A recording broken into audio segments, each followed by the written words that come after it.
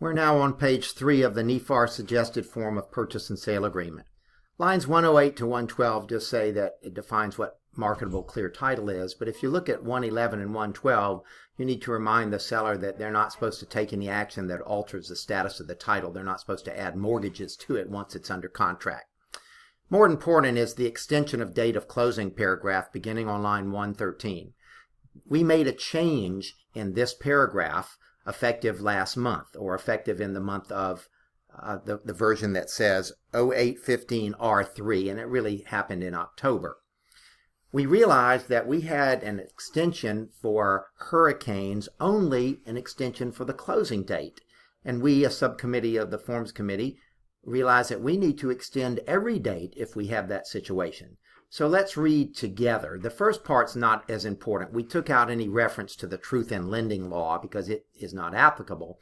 But beginning with line 115, it says, if extreme weather, act of God, act of terrorism, or war, known as force majeure, this is a new term for us, prevents any obligation under this agreement from being performed or causes the unavailability of insurance, all time periods, including the date of closing, will be extended for the time period that any of the above prevents performance of any obligation under this agreement, but in no event more than 5 days after restoration of services essential to the closing process and availability of insurance.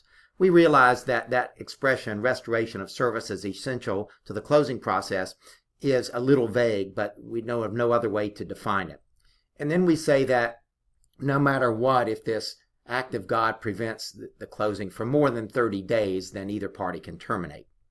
The next area, beginning with 123, says there has to be clear title. You don't have to write in that there has to be clear title, and if for some reason it's not, the seller has 30 days to use their best efforts to clear it up. Going now to paragraph 4, title evidence. It seems correct to me to leave that blank and use the default days of 10 days before closing to have the title insurance commitment. And in 141, we use a new term starting August of last year when we came out with this 0815 version. The new term is municipal lien search. Because we've not had the big hurricane or even the big tropical storm until Matthew, we haven't been as affected as other parts of Florida with things that municipal lien searches show. A municipal lien search will show mainly two things that our title search won't show. The first one is not as important. It will show if the seller is delinquent on their utilities. All of the utility companies in Northeast Florida will turn the utilities on for the buyer, even if the seller is delinquent. So we're not really concerned with that. But the other thing that the municipal lien search shows that our title search doesn't is whether there are any open or expired or unexpired permits. So if you, as the buyer's representative or the buyer, is suspicious that there's been something done to the property that required a permit, and it may not have been pulled, then you would want to mark for the buyer to pay a municipal lien search. For example, if a carport was enclosed to be a room or a pool was added, then that may be an occasion to spend the money for a municipal lien search. Paragraph 5 is for the survey, or as I like to call it, the survey map, because buyers and sellers confuse the word appraisal with survey, and if you use the word survey map, then they probably won't. In this paragraph, we added something. If you look at line 145, we said mark only one box. Occasionally, I was seeing that realtors were marking both for a new survey and a copy of a survey. Well, which one is it? I think I know what you meant, and I think we've solved it now if you now read beginning with 149 through 151. So it says the survey has to show all of the existing improvements, which would allow us to remove the exceptions from the title insurance commitment, meaning the seller has to sign an affidavit at closing swearing that this survey shows everything that's on the property, all driveways, all fences, all buildings, and that nothing changed with the adjacent surrounding properties since the date of the survey.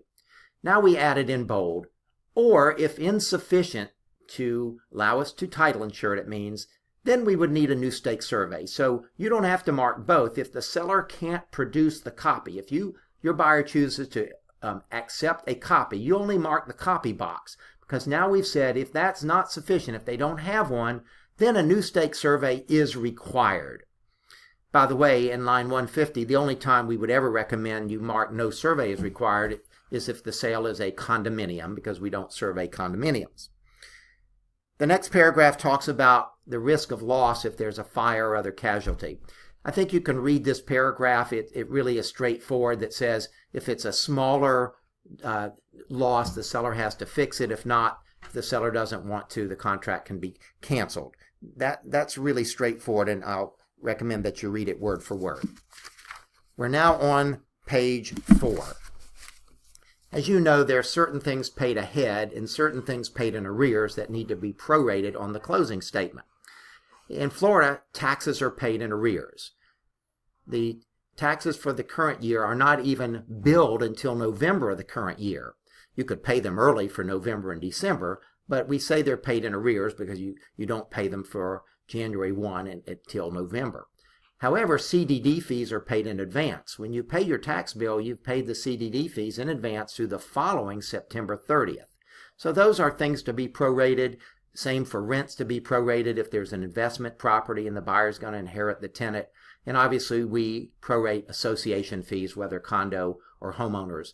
And we state in this paragraph that the day of closing gets charged to the buyer, and we say we use the gross tax amount for estimation purposes, and then importantly the parties agree to reprorate after closing if the bills turn out to be different. The next paragraph, beginning in 174, is required by Florida law. Even the size of the print and the all capitals are required by Florida law. It's intended to warn buyers that the property taxes the next year will go up, because if it's been the seller's homestead, it's been under the cap. And so the seller may have been taxed on values that are many years old based on when they purchased the property and only going up by 3% or cost of living.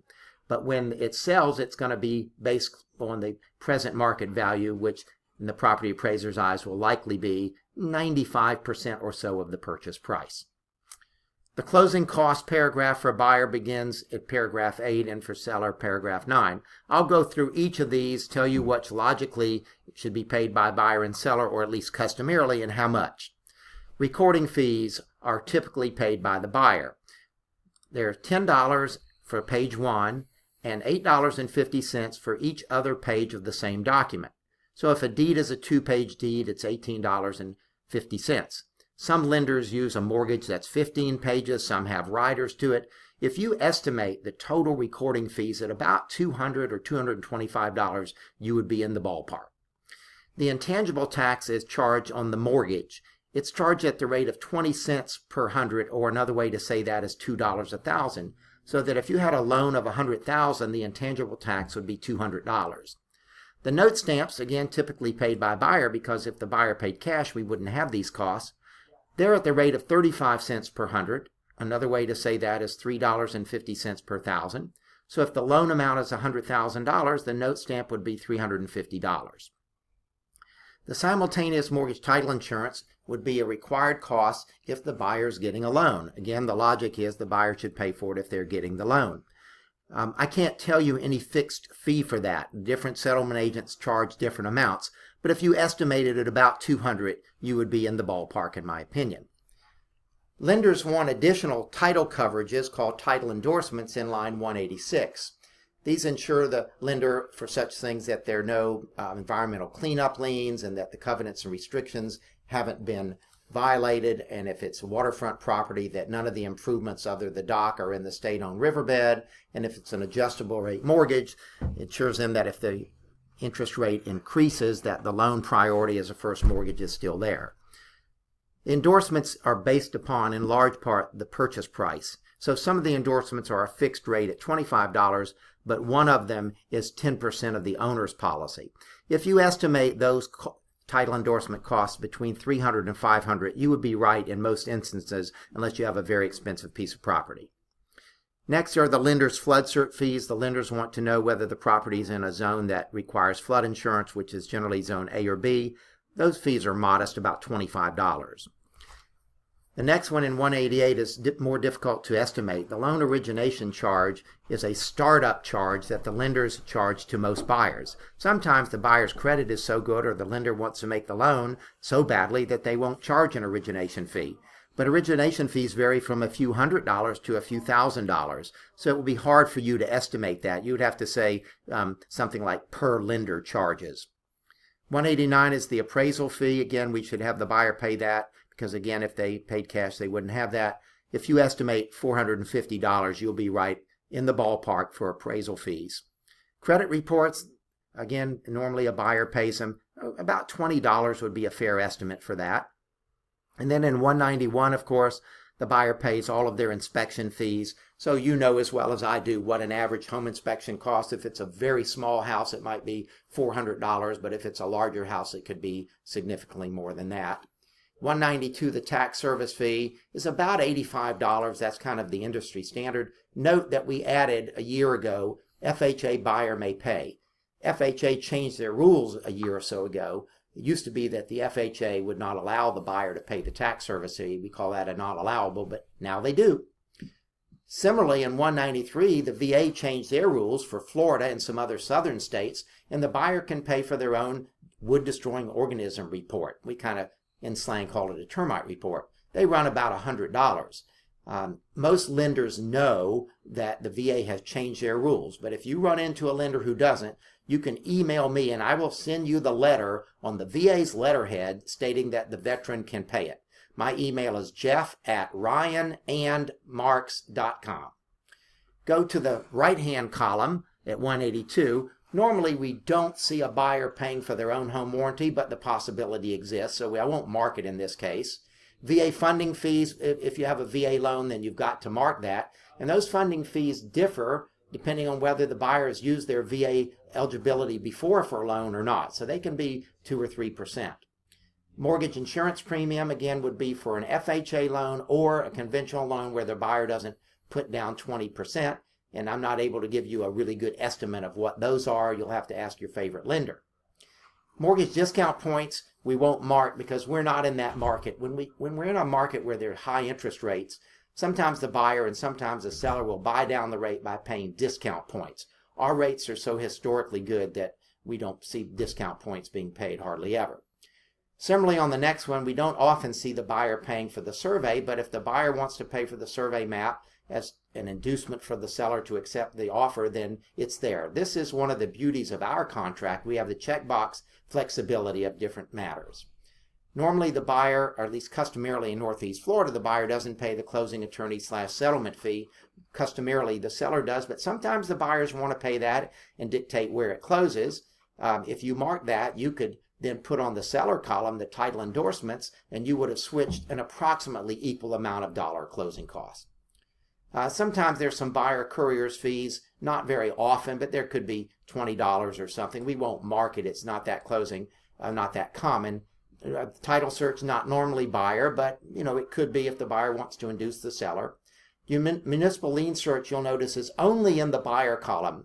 The Forms Committee felt that sellers shouldn't have to produce that or pay for it because 99% of the time there are no issues. But if the buyer wants a municipal lien search, that's where you would mark it. And that's when you go back to that prior page where we discussed municipal lien search, then that's where it says if required, the requirement would be right here in this part of the paragraph 8.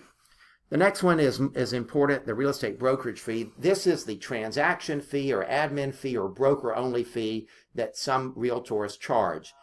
Those amounts range, and there's no set fee there. But if your firm charges one of those, this is where you would mark it. And we won't mark mortgage transfer and assumption charge because we're not doing any assumption closings. And the other is for anything else. Maybe the buyer wants to offer to pay the deed stamps to induce the seller to sell. By the way, a VA buyer cannot pay the deed stamps, but any other things, any other costs can go there. Line 195 says if there are any other lender charges, then the buyer pays for them. And then we added a new phrase. If you'll notice at 196, it says together with lender-related settlement title fees. Many settlement agents, especially after the CFPB went into effect, are charging a fee to the buyer on top of the settlement fee for either post-closing matters or for preparation and supervising the execution of the buyer's mortgage.